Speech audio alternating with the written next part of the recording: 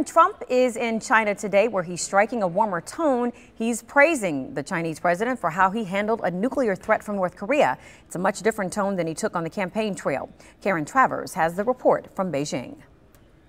Good afternoon. President Trump spoke a lot today about his great chemistry and great relationship with China's President Xi, all part of a diplomatic strategy to flatter Xi, to get him to use his leverage to help resolve the North Korean nuclear crisis. An elaborate welcome ceremony for President Trump outside Beijing's Great Hall of the People. Cannons, military bands, and some very excited children. Later, China's President Xi and his wife hosting the president and first lady for a fancy state dinner. The room decorated in gold from floor to ceiling. The leaders were shown a video with a timeline of their relationship, from their first meeting at the president's club in Florida to today in Beijing.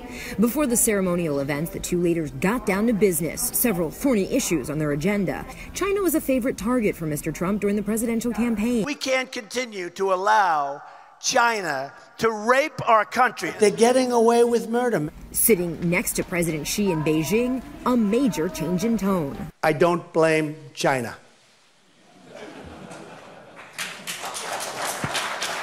After all, who can blame a country for being able to take advantage of another country for the benefit of its citizens? I give China great credit. The American president in China blaming his predecessors for allowing the trade deficit to balloon. The other big issue, the nuclear standoff with North Korea.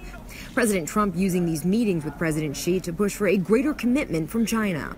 President Trump called on President Xi to use China's significant influence as North Korea's biggest economic partner. President Trump said if Xi works hard on it, it will happen. Karen Travers, ABC News, traveling with the president in Beijing.